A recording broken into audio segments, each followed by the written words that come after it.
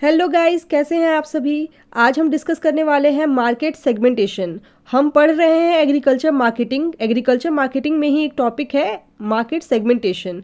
ये बहुत ही important topic है, इससे डायरेक्ट क्वेश्चन आते हैं एग्जाम्स में। क्वेश्चन इस तरीके से आ सकता है, बोलेगा डिफाइन मार्केट सेगमेंटेशन, क्लासिफाई करो मार्केट सेगमेंटेशन। डिफरेंट बेसिस है जिस पे क्लासिफिकेशन हुआ है मार्केट सेगमेंटेशन का, और आपको बोल सकता है कि टाइप्स ऑफ मार्केट सेगमेंटेशन बताइए। ठीक है, तो ये क्वेश्चन ऐसे पूछा जा सकता है और बहुत इंपॉर्टेंट टॉपिक है। तो चलिए आज का लेक्चर हम स्टार्ट करते हैं।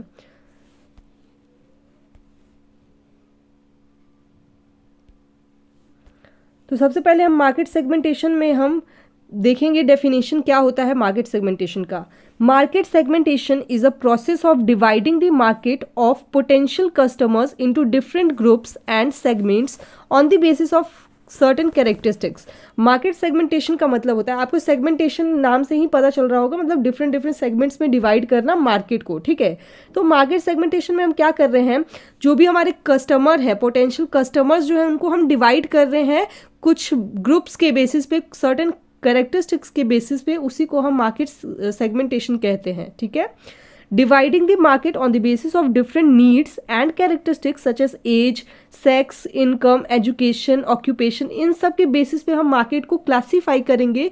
डिफरेंट डिफरेंट नीड्स के डिफरेंट डिफरेंट सेक्टर्स होंगे, उस तरीके से हम मार्केट को क्लासीफाई करेंगे, मार्केट को डिवाइड करेंगे, उसी को हम मार्केट सेगमेंटेशन कहते हैं। ठीक है, तो चलिए हम एक एक बेसिस को एक एक करके डिस्कस करेंगे। ठीक है, तो स्टार्ट करते हैं हम विद फर्स्ट बेसिस जो है, that is gender. Basis of market classification, पहला जो बेसिस है दैट इज जेंडर। जेंडर के बेसिस पे मार्केट को क्लासिफाई करेंगे। अब आपको पता है जेंडर में कौन से आते हैं, मेल आते हैं और फीमेल आते हैं। ठीक है, तो मेल का रिक्वायरमेंट अलग होगा, फीमेल का रिक्वायरमेंट अलग होगा। फीमेल जैसे ज़्यादा ब्यूटी प्रोडक्ट्स को प्रीफर करती है, मेल अपने अकॉर्डिंग अपने नीड्स को प्रीफर करते हैं। ठीक है, तो जेंडर में आपका डिमांड अलग हो जाएगा मेल और फीमेल का। ठीक है, तो जेंडर में बोल रहा है, gender is one of the most important basic of market segmentation. ये बहुत इंपॉर्टेंट मार्केट सेगमेंटेशन है, क्योंकि सबसे बेसिक यही है। सबसे पहले आप जेंडर के अकॉर्डिंग ही डिफरेंट डिफरेंट सामान को परचेज करते हैं। ठीक है, तो जेंडर ये बहुत important basic of market segmentation है।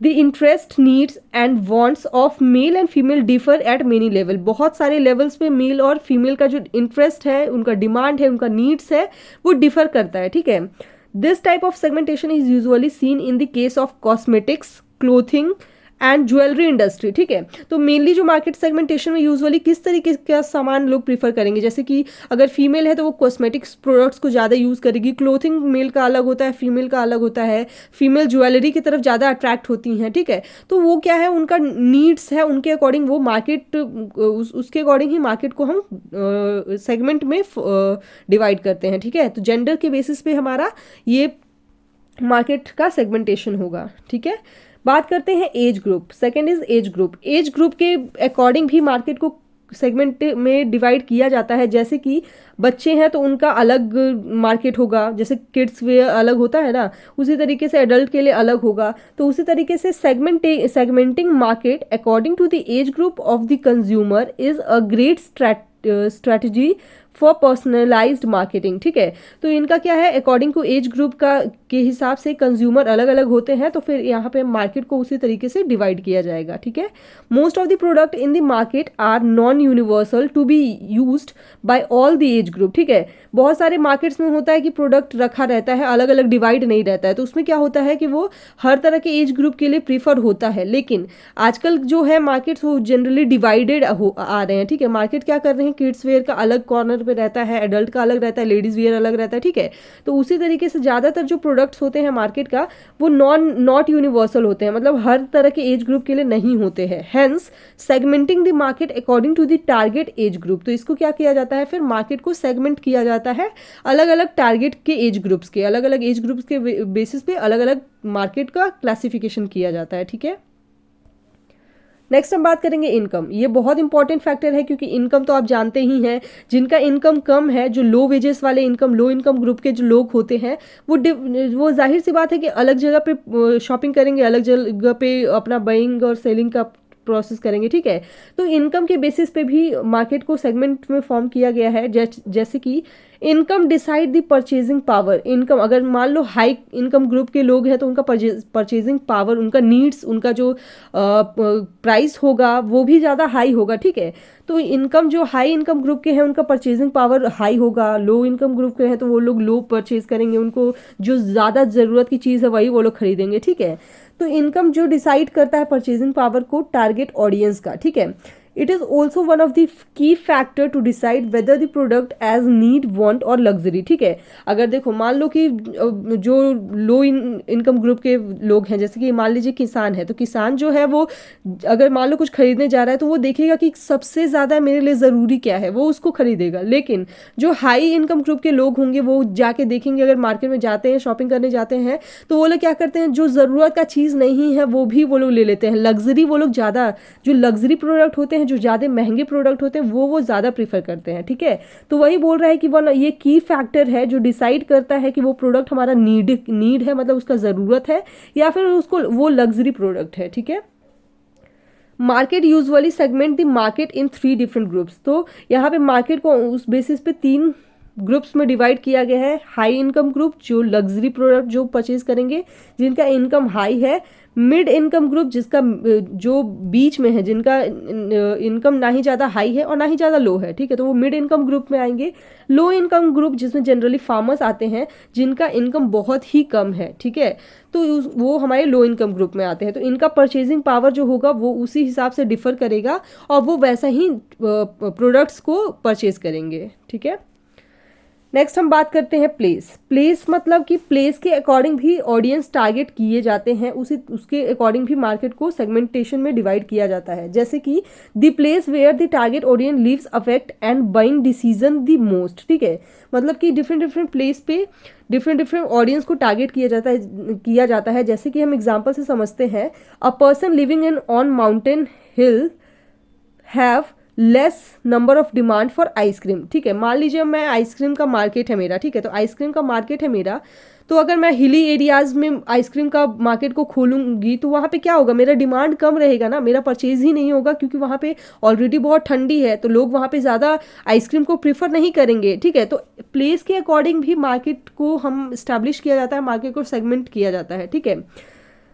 अगर मान लीजिए वही मैं माउंटेन पे ना खोल के मैंने डेजर्ट एरिया में आइसक्रीम खोला या फिर पानी का फैक्ट्री खोला, ठीक है, पानी का बॉटल्स का दुकान खोला, तो क्या होगा, वहाँ पे मेरा डिमांड बहुत ज़्यादा होगा, क्योंकि डेजर्ट एरिया में ऑलरेडी बहुत ज़्यादा गर्मी होती है तो आइसक्रीम लोग वहाँ पे प्रीफर करेंगे।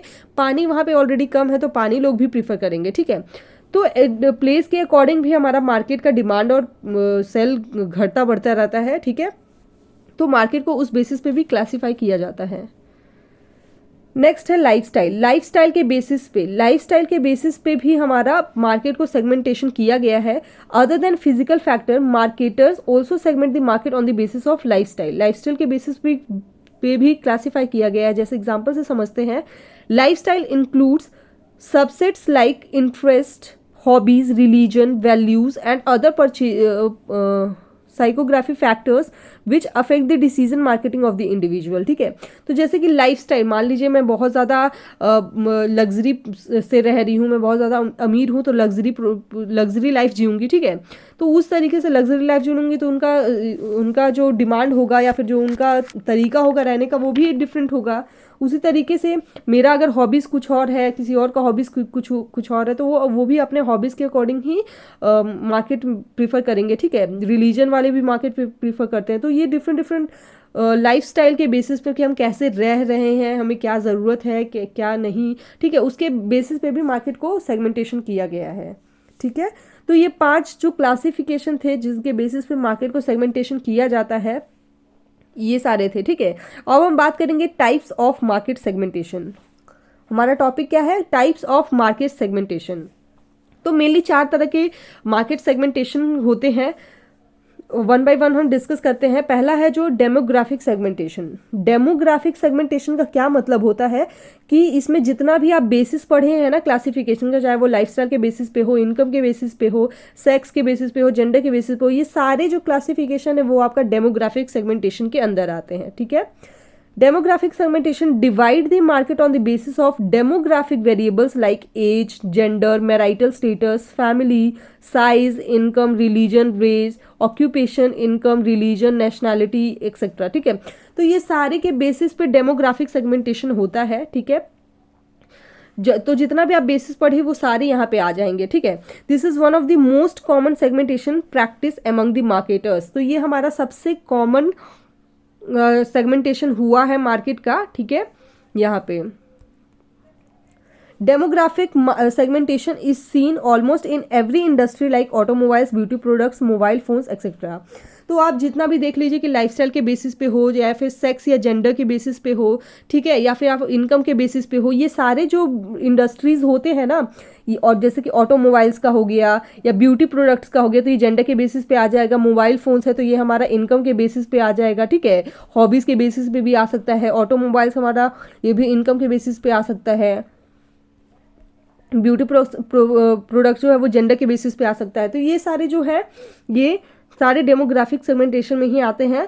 जितना बेसिस हमने पढ़ा ये सारे इसके अंडर आएंगे। ठीक है, सेकेंड जो टाइप्स है सेगमेंटेशन का, that is geographic segmentation. Geographic segmentation, geography से वर्ड आया है जियोग्राफिक।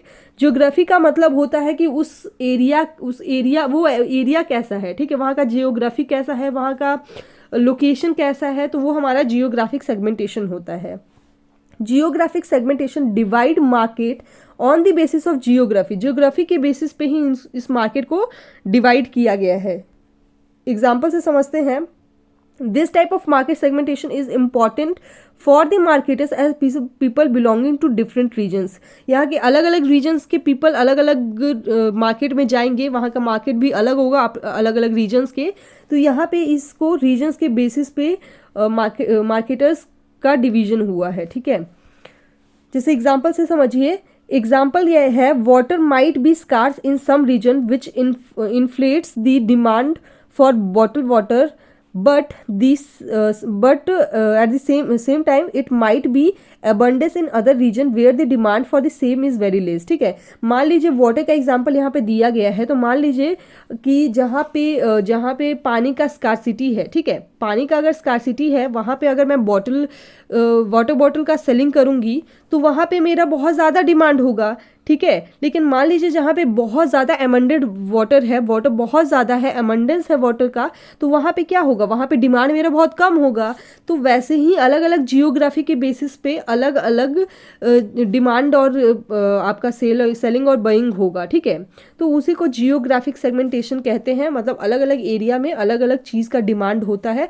मान लीजिए बहुत ठंडी का एरिया है। ठीक है, मान लीजिए hilly areas Jammu and Kashmir, Himachal Pradesh की बात कर लेते हैं। ठीक है, अगर मान लीजिए मैं वहाँ पे अपना समर क्लोथ्स का ये दुकान करूँगी। ठीक है, मान लीजिए मैंने समर क्लोथ्स का सेलिंग किया वहाँ पे, तो वहाँ पे वो डिमांड कम होगा क्योंकि वो ठंडा एरिया है, तो वहाँ पे वुलन क्लोथ्स लोग ज़्यादा प्रीफर करेंगे, तो मेरा वहाँ पे कम हो जाएगा। लेकिन वही मैं अगर समर एरिया में जैसे राजस्थान वगैरह में समर ड्रेस का ये करूँगी तो वहाँ पे मेरा डिमांड ज़्यादा होगा। ठीक है, तो यही जियोग्राफिक सेगमेंटेशन है कि अलग अलग जियोग्राफी में अलग अलग डिमांड होगा, वहाँ पे आपका जो परचेज है वो आपका कम और ज़्यादा हो सकता है। ठीक है, तो ये हमारा जियोग्राफिक सेगमेंटेशन है। नेक्स्ट हम बात करेंगे बिहेवियरल सेगमेंटेशन। अभी जो हम दो पढ़ने वाले हैं, behavioural segmentation and psychographic segmentation, इन दोनों में बहुत कन्फ्यूजन होता है, तो आप अच्छे से समझिएगा इसको। बिहेवियरल सेगमेंटेशन और साइकोग्राफिक सेगमेंटेशन ये दोनों सिमिलर है, मतलब लगभग सेम है। मेन डिफरेंस जो है वो आपको यहाँ पे समझना है। तो सबसे पहले हम बात करते हैं बिहेवियरल सेगमेंटेशन। बिहेवियरल सेगमेंटेशन का मतलब होता है कि ऑडियंस जो है या फिर जो कस्टमर है उनके बिहेवियर को नोटिस किया जाता है, उनका क्या हिस्ट्री है, उनका क्या इंटरेस्ट है, ब्रांड से वो कैसे इंटरेक्ट करते हैं। ठीक है, इन सारे फैक्टर्स को यहाँ पे देखा जाता है। ठीक है, the market is also segmented based on audience behaviour, uses, preference, choice and decision making. ठीक है, डिसीजन मेकिंग प्रोसेस, उनका चॉइस कैसा है, उनका प्रेफरेंस कैसा है, उनके अकॉर्डिंग बिहेवियरल मार्केट का सेगमेंटेशन हुआ है। ठीक है, जैसे कि the segments are usually divided based on other knowledge product and uses of the product, ठीक है, उनका वो प्रोडक्ट को कितना यूज़ कर रहे हैं, उनको कितना नॉलेज है, वो इंट्रैक्ट कैसे कर रहे हैं ब्रांड के साथ, ठीक है, तो ये सारे फैक्टर्स को देखा जाता है। जैसे कि एग्जाम्पल में यूज़र्स आ जाएंगे, पोटेंशियल यूज़र्स आ जाएंगे, करंट यूज़र्स आ जाएंगे, फर्स्ट टाइम यूज़र्स आ जाएंगे, ठीक है। कोई भी मान लीजिए आपका प्रोडक्ट है, मान लीजिए मैं ब्यूटी का ही खोल रही हूँ, ठीक है, तो उनका बिहेवियर मतलब उन कितना नॉलेज है उन ब्यूटी प्रोडक्ट्स के बारे में, उन लोग को कितना मेरे पोटेंशियल यूज़र्स होंगे, कौन से फर्स्ट टाइम यूज़र्स हैं किनको उनके बारे में पता ही नहीं है, और उनका हिस्ट्री कैसा है कि वो पहले भी परचेज किए हैं कि नहीं ब्यूटी प्रोडक्ट्स को, ठीक है। तो ये सारे बिहेवियरल सेगमेंटेशन में आते हैं, ठीक है। अब बात करते हैं जो लास्ट टाइप्स ऑफ सेगमेंटेशन है, दैट इज साइकोग्राफिक सेगमेंटेशन। अब साइकोग्राफिक सेगमेंटेशन में क्या होता है, divides the audience on the basis of their personality, lifestyle, hobbies, product knowledge and attitude, ठीक है। तो यहाँ पे उनका पर्सनालिटी देखा जाता है, उनका एटीट्यूड देखा जाता है, उनका हॉबीज़ कि वो उनका प्रेफरेंस क्या है, वो लेना चाहते हैं प्रोडक्ट को, नहीं लेना चाहते हैं। बिहेवियरल में था उनका कि वो उनका हिस्ट्री चेक करते थे, उनका मतलब कि इंट्रैक्शन चेक करते थे कि प्रोडक्ट उनका कैसा इंट्रैक्शन है, वो खरीदेंगे कि नहीं खरीदेंगे। लेकिन यहाँ पे उनका हॉबीज़ पूछा जाता है कि उनका प्रेफरेंस क्या है, वो उनका पर्सनालिटी क्या है, उनका प्रोडक्ट के बारे में नॉलेज क्या है, तो ये यहाँ पे देखा जाता है, ठीक है।